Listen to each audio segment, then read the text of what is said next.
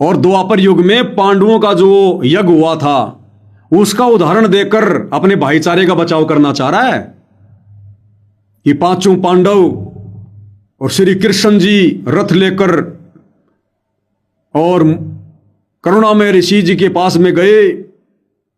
उन्होंने आकर उनका खाना खाया, उनका शंख बजाया। क्या उन्होंने मान सम्मान नहीं किया? क्या वो कौन से छोटे पड़ गए? तो पहले विकास भाई के वचन सुनते हैं, उसके बाद मालिक के ज्ञान आधार से फिर इस पर निर्णय करेंगे। सुनिएगा। और दूसरी चीज, द्वापर युग का सत्संग सारा का याद होगा, जब सुदर्शन सुपच के रूप में स्वयं परमात्मा, पांचों पांडव वीर और छठे कृष्ण भगवान उनके यज्ञ में गए, उनमें भाई कौन सा नाम ले रहा था? पांचों पांडव द्रौपदी के हाथ का भंडारा करा, और वो श्री कृष्ण जी, और वो श्री कृष्ण जी त्रिलोकीनाथ, वो है राम जी। और जब उनके जागो उनकी मदद कर दी तो भाई के हो गया, और उन्हें सम्मान को ना करा के रथ में बिठा के ले गए होंगे, 11 योजन पाया गए होंगे, नंगे पा गए होंगे। कहता पांडवों ने सम्मान नहीं किया क्या? रथ में बैठाकर नहीं लेकर गए क्या? द्रौपदी ने खाना नहीं बनाया क्या? वो सम्मान नहीं था क्या? भैया, जब द्वापर युग में पांडवों पर आपत्ति आई, उनका यज्ञ सफल नहीं हो रहा था,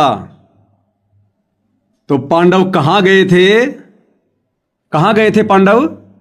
इन गांव वालों की तरह आश्रमों में नहीं गए थे कि अर्जी लगाओ महाराज जी से, अर्जी लगाओ। पांचों पांडव खुद श्री कृष्ण जी नंगे पैरों साक्षात भगवान के पास गए थे। सुपच रूप में जो परमात्मा बैठे हुए थे कबीर जी झोपड़ी में, खुद गए थे। जिनका काम बिगड़ा हुआ था ना, वो खुद नंगे पैरों गए थे। जहां भगवान बैठा हुआ था जिस झोपड़ी में, आज वो कबीर भगवान हिसार जेल वाली झोपड़ी में बैठा है। अगर इनका काम बिगड़ा हुआ था तो ये जाते हिसार जेल में, डायरेक्ट भगवान के पास जाते, और भगवान फिर मदद करता ना करता, फिर हमारा बोलने का कोई अधिकार नहीं था। तुम भगत जा रहे हो इनके पास जबरदस्ती। अरे काम तो बिगड़ा इनका, और जबरदस्ती इनसे कह के प्रार्थना तुम लगवा रहे हो। लगा रहे हो कि नहीं लगा रहे हो तो बाद की बात है। तो भाई वो पांचों पांडव और श्री कृष्ण जी अपने अहंकार अभिमान को त्याग कर और कहां गए थे? भगवान के पास गए थे, उनकी झोपड़ी में। अगर इनको अपनी मदद अगर करवानी थी, जाते डायरेक्ट भगवान के पास में, फिर हम बोलने वाले नहीं थे। और भाई बार बार वही बात है भाई, वो द्वापर का समय था। उस समय परमात्मा ने क्या किया क्या नहीं किया, केवल आत्माओं को चार्ज करना था, वो मोक्ष का समय नहीं था। और कह रहा द्रौपदी ने सम्मान नहीं किया। क्या क्या खाक सम्मान किया द्रौपदी ने? अरे विकास भाई, सत्संग सुनता कि नहीं सुनता? क्या खाक सम्मान किया था द्रौपदी ने भगवान का? जब भगवान खाना खा रहे थे तो द्रौपदी मन ही मन में गालियां निकाल रही थी। यो गलीच आदमी, घास फूस खानी आदमी, इसको खाना खाने का भी नहीं पता, सिल्ड बिल्ड अब सी, जैसा कि गुरुदेव भगवान बताते हैं। कितनी गालियां दी थी द्रौपदी ने भगवान को। कौन सा मान सम्मान कर दिया द्रौपदी ने? मन में तो उसके दोष भरा हुआ था। ऐसे ही इन लोगों के दिलो दिमाग में तो तंबाकू का जहर भरा है। और ये कह रहे हमारी खाप पंचायत के ऊपर बात आ गई, हमारी खाप पंचायत की बेइज्जती कर दी। अरे जब तुम लोगों ने महम चौबीसी के चबूतरे पर सतगुरु रामपाल जी के चरणों में अपने सिर की पगड़ी उतार के रख दी, पगड़ी यानी अपनी इज्जत, फिर अब कौन सी तुम्हारी मान सम्मान बच गया भाई? कौन सी तुम्हारी इज्जत बच गई? जब तुमने अपनी पगड़ी उतार के सतगुरु के चरणों में रख दी, तो फिर काहे की इज्जत, काहे का मान सम्मान है? अरे हरियाणा में तो पगड़ी सबसे बड़ी इज्जत होती है। और जब तुम लोगों ने अपने शरीर की ये पगड़ी, अपने खोपड़ी की ये पगड़ी संत रामपाल जी के चरणों में रख दी, आपने उनको पगड़ी भेंट करी कि नहीं करी? फिर अब तुम्हारी कौन सी मान मर्यादा बच गई? कौन सी तुम्हारी इज्जत बच गई भाई? कौन सी इज्जत के ठेकेदार बने फिर रहे हो? कि खाप पंचायत की बदनामी बर्दाश्त नहीं होगी, हमारा रंग बदल जाएगा। इज्जत रही कहां बता दो? इज्जत तो सतगुरु के चरणों में रख दी। द्रौपदी ने मान सम्मान किया था। द्रौपदी तो गालियां निकाल रही थी, वो मान सम्मान था वो। और पांचों पांडु खुद गए थे, नंगे पैर गए थे, मुकुट समेत दंडवत किया, जाते ही सार जेल में। बाद में मालिक की मर्जी हो, मदद करता न करता, हम कौन थे फिर बोलने वाले। ये जो बीच में जो तुम ये एजेंटगिरी वाला काम करोगे ना, तो भाई ये बर्दाश्त नहीं होगा। ये तो फिर ज्ञान आधार से बोलना पड़ेगा। और दूसरा मेरे भाई, तू कह रहा कि द्रौपदी ने द्वापर युग में खाना बना के खिला दिया भगवान को, तो दास यही तो कह रहा भाई, वो द्वापर युग की बात थी। वो उस समय परमात्मा क्या करेंगे क्या नहीं करेंगे, वो चीजें वर्तमान में अप्लाई नहीं होगी। द्वापर युग में द्रौपदी ने नाम दीक्षा नहीं ले रखी थी, जैसा आप कह रहे हो कि द्रौपदी ने कौन सी नाम दीक्षा ले रखी थी, और भगवान ने उसके हाथ का खाना खाया, खाया ना। द्रौपदी ने खाना बनाया और भगवान ने उसके हाथ का खाना खाया। और खाना बनाते समय द्रौपदी क्या क्या सोच रही थी, और जब भगवान खाना खाने लगे तो कैसे वो भगवान को गालियां निकाल रही थी। ये सम्मान है ये। अब आगे सुनिए भाई और बहनों, कहता द्रौपदी ने अपने हाथों से खाना बनाया और परमात्मा ने अपने हाथों से खाना खाया, तो इसमें क्या हो गया? वो खाना परमात्मा ने कैसे स्वीकार कर लिया? वो भी तो द्रौपदी ने मान सम्मान ही किया था। तो इसका जवाब आगे देंगे भाई और बहनों, ध्यान से सुनिए। और भाई कौन सी का चीज छोटी थी द्वापर के सत्संग में, जब पांडवों का शंख बजाया, इन्होंने बता दो पांडव किस तरह हिड़े थे, पांचों वीर थे, छठे कृष्ण भगवान थे। द्रौपदी ने खुद अपने हाथ से खाना बनाया, खुद हाथ से खाना बनाया, सम्मान ना था के इसमें कौन सा अपमान था? किसने क्या कह देगा? वो कौन सा सत्संग अप्लाई करेगा? कति बेउद्दी गंदी बात करने की जरूरत नहीं है पवन भाई। करा यहां कौन सा सत्संग अप्लाई करेगा पवन दास तू? अब बता कौन से सत्संग का रेफरेंस देगा कि द्रौपदी ने तो अपने हाथों से खाना बना के, वो तो अनुपदेशी थी, और अपने हाथों से खाना बना के द्रौपदी ने भगवान को खिलाया। तू कह रहा ना कि परमात्मा किसी भी अनुपदेशी का सम्मान स्वीकार नहीं करते, तो द्रौपदी कौन सी भगत थी? फिर भगवान ने उसका खाना क्यों स्वीकार कर लिया? कह रहा यहां कौन सा सत्संग अप्लाई करेगा पवन दास? इतना ज्ञानी ना बन तू। अब खिला के दिखा देना भगवान को खाना तू किसी भी अनुपदेशी से। अरे अब खिला के दिखा विकास सिंह पुरिया। द्वापर में तो खा लिया भगवान ने, वो तो मोक्ष का समय नहीं था भाई। तो आज वर्तमान में संत रामपाल जी को किसी भी अनुपदेशी का खाना खिला के दिखा। भाई द्वापर में खाए तो अब भी खाएगा। इसलिए दास बार बार कह रहा है वो द्वापर की घटना ही थी, त्रेता की घटना थी, सतयुग की घटना थी, वो मोक्ष का समय नहीं था। परमात्मा ने केवल आत्माओं को अपनी शरण में लगा के रखना था। आज खिला के दिखाना तू सतगुरु को अनुपदेशियों का खाना। सत्संग नहीं सुनता क्या भाई? सत्संग सुन सतगुरु का। लेकिन तू तो कह रहा कि ये तो निराधार है, सतगुरु के तो सत्संग ही निराधार हैं। तो भाई और बहनों, ये तो निराधार मानते हैं सत्संगों को। आप भाई बहन समझ लो, आप भाई बहन सुन लो। विकास सिंह पुरिया कह रहे हैं द्रौपदी ने हाथों से खाना बना के खिलाया, वो अनुपदेशी थी। क्या भगवान ने खाना नहीं खाया? क्या वो सम्मान स्वीकार नहीं किया? ये कलयुग की बिचली पीढ़ी है। भगवान तो अपने भक्तों को भी मना करते हैं किसी अनुपदेशी का भोजन खाने से 3 लोक का भार चढ़ेगा। और आज क्या कह रहे हैं सतगुरु रामपाल जी भगवान, वही कबीर परमात्मा। आज गुरुदेव भगवान क्या कह रहे हैं? गुरुदेव कह रहे हैं मैं भी उसी घर का खाना खाता हूं जिस घर में हमारा कोई एक व्यक्ति उपदेशी हो जाता है। सतगुरु के मुख से सुनिएगा। द्रौपदी ने हाथ से खाना बना के खिलाया, भगवान ने खाया। आज दिखा खिला के क्या कह रहे हैं गुरुदेव, सुन ले। कि जो परमात्मा से जुड़ी हुई भक्त आत्माएं नहीं से उनके भोजन खाणते भी पाप लगता है, नरक में जाता है। अब हम अपने सेवकां की रोटी उसका भोजन पाते हैं जो हमारे उपदेशी हो चुके हैं ईश्वर के।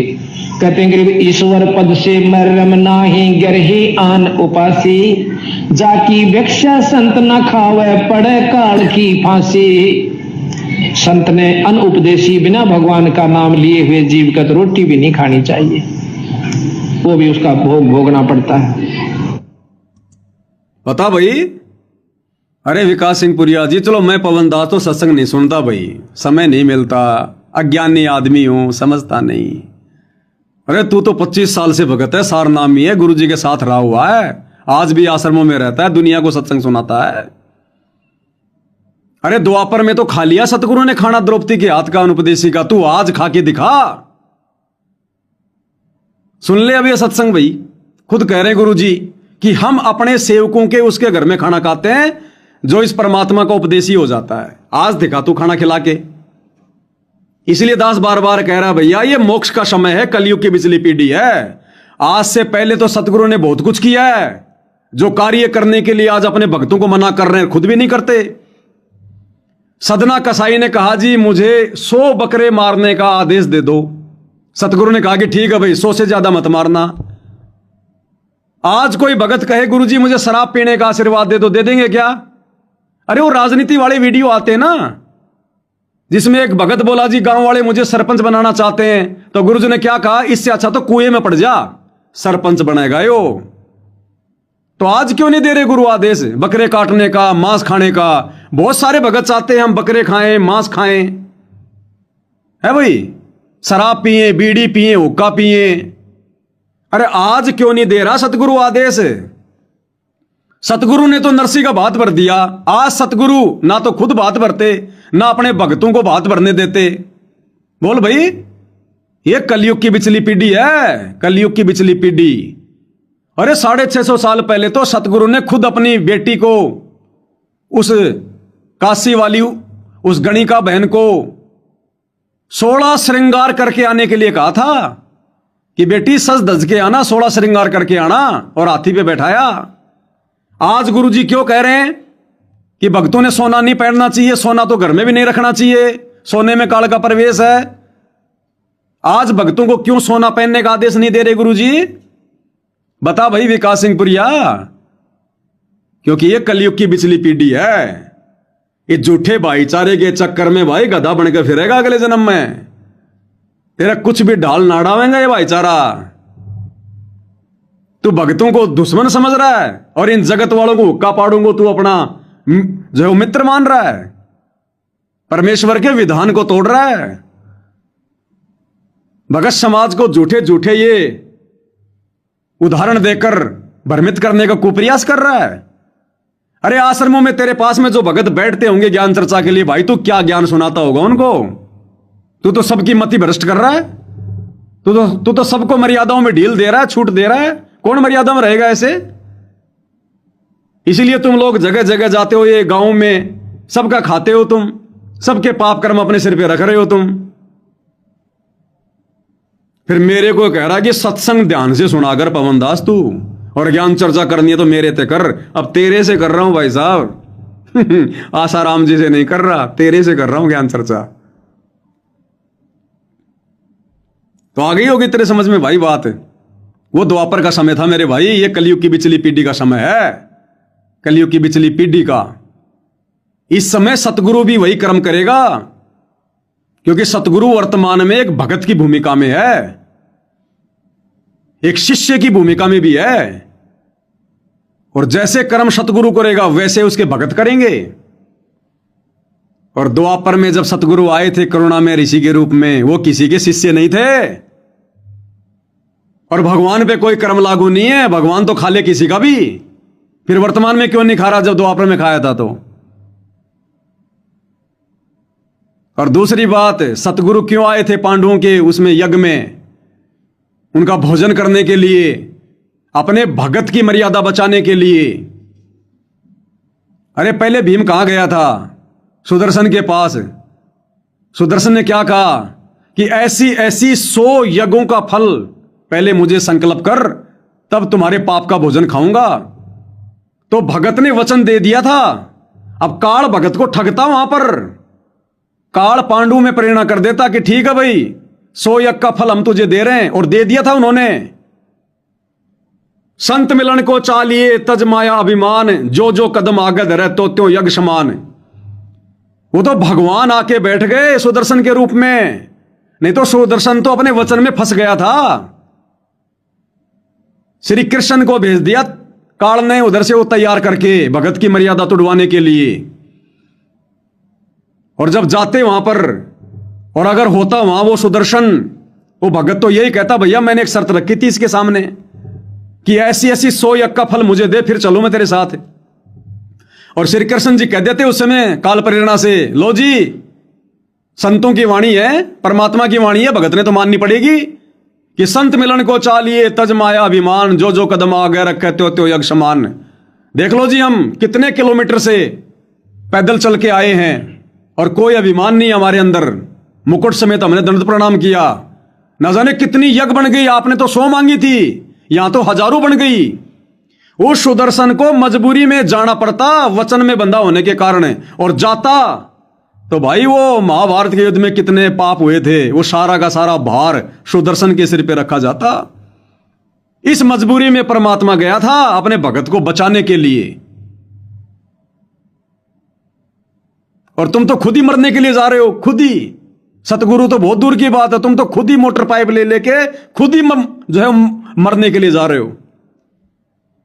मेरे भाई बाढ़ की खाल निकलेगी, ये अध्यात्म है, अध्यात्म है।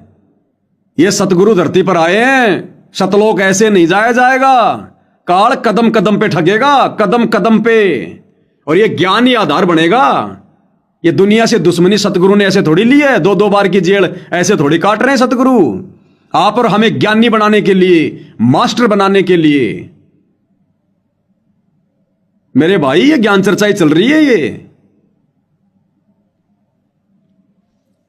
अब आगे क्या कह रहा भाई, जैसे किसने तीर मार दिया हो।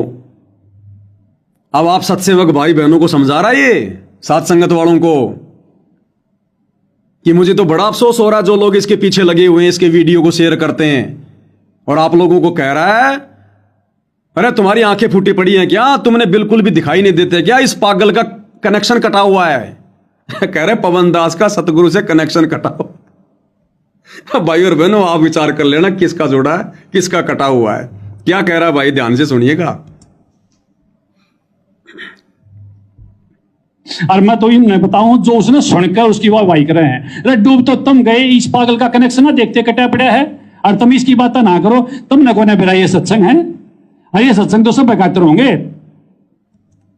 बताओ, कह रहा पवन दास का इस पागल का तो कनेक्शन कटा पड़ा है, और तुम इसकी वाई वाई कर रहे हो। अब भाई और बहनों, ना तो आप लोग मेरी वाह वाई करते, ना मैं किसी की वाह वाई को स्वीकार करता। ज्ञान आपको भी और मुझे भी दिया सतगुरु ने। वाह वाई तो केवल सतगुरु की होती है। वाह वाह कबीर गुरु पूरा है। भगत कैसे अपनी वाह वाह करवा लेगा। अब बोलने वाला जो मर्जी बोल दो। अब निर्णय आप कर लो भाई और बहनों, इसके प्रवचन सुनकर कि कनेक्शन इसका कटा हुआ है या कनेक्शन हम भाई बहनों का कटा हुआ है। और अब क्या कह रहे हो आगे। अब ध्यान से सुनना भाई और बहनों, इसका ज्ञान हंसी आती है भाई और बहनों। मैंने वीडियो बनाने से पहले बहुत सोचा कि मैं अपनी हंसी पे कंट्रोल करूंगा। इनकी नादानी को देखकर, इनकी बालक बुद्धि को देखकर भाई और बहनों बड़ी हंसी आती है। कह रहा आजा आमने सामने ज्ञान चर्चा करेंगे। अरे अब तो बात हमारे भाईचारे में आ गई। कह रहा कि पवन दास आमने सामने आजा, बैठ के ज्ञान चर्चा करेंगे गुरु जी के ज्ञान पे। और निर्णय कौन करेगा, ये पंचायत वाले। कह रहे पंचायत करेगी निर्णय कि किसको ज्ञान ज्यादा है। एक बार सुनो भाई और बहनों इसके बोल वचन आप। भाई घना ज्ञान नहीं ना पाके पवन, और मैं तो इतने सीधे तौर पे आप बात की चैलेंज करूं। मेरा फोन नंबर ले, हमारा नंबर ले, हमारे आश्रम की कमेटी तो बात करे, और तेरा जी करता हो जो हमेशा भी बैठ के बात कर ले। और एक तो हमारे आदरणीय खापत पदाधिकारी भी हैं, तो आगे बैठ के बात करे। और जब हमारा में कमी होगी, या खाप पंचायत जो सदा न्याय करते आई है वो आगे भी न्याय करेगी। तो बात भाईचारे वाली है। अब सुन लिया भाई और बहनों, मतलब परमात्मा के उस तत्व ज्ञान आधार से ज्ञान चर्चा तो करेंगे भगत, और निर्णय कौन करेंगे, हुक्का पाड़। जो तत्व ज्ञान के आसपास भी नहीं है, जिनको मुंह पुछड़ का भी नहीं पता इस ज्ञान का, कह रहा वो निर्णय करेंगे। ये पंचायत वाले हमारे भाई, करीब तो बात भाईचारे में आ गई। अब बताओ, इसकी ये बच्चों जैसी बातें नहीं है क्या है? अरे 2 PhD वाले बच्चे आपस में ज्ञान चर्चा करें, और एक कहे कि निर्णय कौन करेगा, ये LKG का बच्चा। अब बताओ, ये हुक्का पाड़ निर्णय करेंगे ज्ञान चर्चा का। कह तो बात भाईचारे में आ रही है, तो भाईचारा तो तुम्हारा पक्ष लेगा। भाई और बहनों, सतगुरु की एक एक बात अप्लाई होगी, एक एक बात। सतगुरु ने क्या बताया कि 650 साल पहले कबीर परमात्मा जी के साथ में जुलाहों की कॉलोनी में ज्ञान चर्चा करने कौन आते थे? बड़े बड़े पंडित, मंडलेश्वर, सर्वानंद जैसे। और वो बोलते थे धारा प्रवाह संस्कृत। कबीर परमात्मा सिंपल भाषा में ज्ञान समझाते थे। और निर्णय कौन करता था हार जीत का? वो जुलाहों की कॉलोनी वाले, जिनको ना संस्कृत का पता, ना हिंदी का पता, ना जिनको ज्ञान का पता। वो ये देख लेते थे कि कौन ज्यादा बोल रहा है, कौन ज्यादा संस्कृत बोल रहा है, और जो ज्यादा संस्कृत बोलता उसी को वो विजय घोषित कर देते थे। तो भाई क्या कह रहा है कि आजा पवनदास घना ज्ञानी ना बने, आजा आमे सामने बैठ के ज्ञान चर्चा कराएंगे। और निर्णय कौन करेगा? यही पंचायत करेगी जो सदा से करती आई है। अब बताओ भाई और बहनों, ये अध्यात्म में अज्ञानी लोग, हुक्का पीने वाले नशेड़ी लोग, गुरु ने जिनको ढेढ़ की संज्ञा दी है, अब ये लोग निर्णय करेंगे कि भाई ज्ञान किसको ज्यादा है। अब ये बात बोलने वाला कितना ज्ञानी होगा, कितना इसके अंदर विवेक होगा। इनकी बुद्धि पे भाई और बहनों काल बैठा हुआ, काल। इनको कुछ नहीं पता हम क्या बोल रहे हैं, करनी और कथनी कहां इनकी पता ही नहीं है।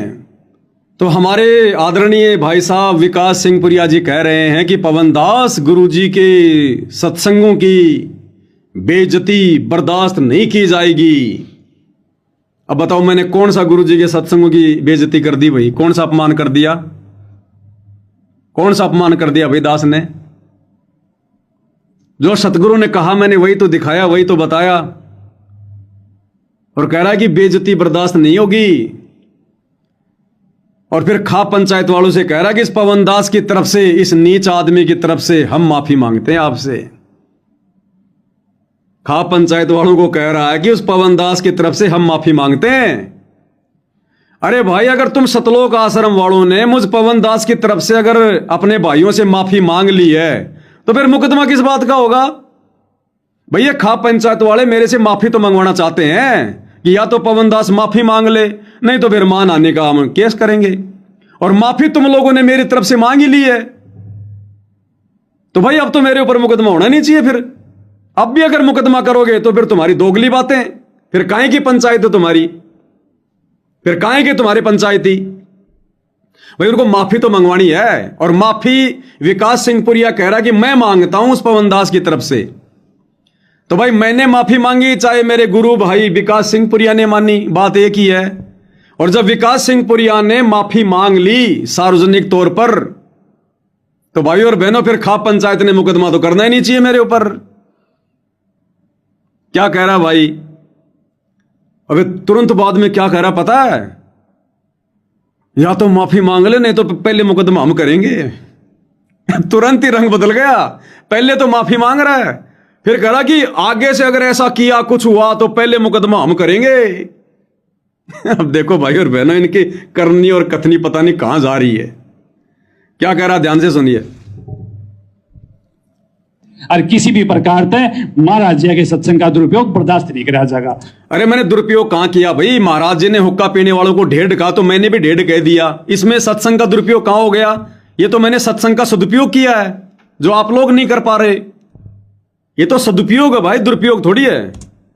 दोबारा तो अपने जितने भी 24 के खाप के पदाधिकारी हैं, उस बेहुदे और उस गलत आदमी जो मारा किसी भी प्रकार से उसका कोई भी रिश्ता नहीं है, उसकी तरफ से फिर भी हम पंचायत माफी मांगा। हाँ भाई, कदे न कदे वो निकम्मा आदमी हमारी साथ रहा, यो भी हमारा दुर्भाग्य है। और आगे कोई शिकायत आओगी तो हम पहले उसकी शिकायत करने या कोई भी कार्रवाई करने तैयार रहेंगे। और इसी के साथ मैं धन्यवाद करता हूं। महाराज जी की जय हो। जय हो विकास सिंह पुरिया जी की जय हो। कह रहा है उस गलत आदमी की, जिसका हमारे से कोई संपर्क नहीं किसी भी प्रकार का, और हम उसकी तरफ से माफी मांगते हैं। अरे गलत आदमी की तरफ से माफी मांगने वाला भी गलत होता है। जब तुमने कह दिया कि मैं गलत आदमी हूं, और कह रहा कि उस गलत आदमी की तरफ से मैं माफी मांगता हूं हमारी खा पंचायत से। अरे भाई मूर्ख आदमी है क्या तू? तू तो गलतियों को बढ़ावा दे रहा है गलत आदमी की तरफ से माफी मांग के। अगर मैं गलत हूं तो फिर तू माफी क्यों मांग रहा है?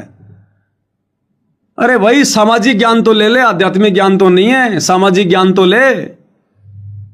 अगर मैं गलत हूं तो गलत आदमी की तरफ से माफी थोड़ी मांगी जाती है। अगर आगे से कोई गलती करेगा तो सबसे पहले मुकदमा हम करेंगे। अब देखते हैं भैया खाप पंचायत वाले तुम्हारी कितनी की इज्जत करते हैं, तेरी बात के कितना जो तवज्जो देते हैं। तूने माफी मांग ली और कह रहा ये मेरा भाईचारा है, तो भाईचारा तो तेरी बात मानेगा क्योंकि तूने माफी मांग ली। आगे से कोई गलती करूंगा तो फिर आश्रम वाले कह रहे हम मुकदमा करेंगे। तो फिलहाल तो खाप पंचायत वालों ने मेरे ऊपर मुकदमा करना ही नहीं चाहिए, क्योंकि आपने तो माफी मांग ली और वो तो आपके भाई है, आपका भाईचारा है, आपकी बात को वो काटेंगे नहीं। तो चलो भाई, मुझ पवन दास का बचाव हो गया जैसे भी परमात्मा की दया से। होगा नहीं होगा ये तो बाद की बात है, मैं तो इन लोगों के स्टेटमेंट बता रहा हूं।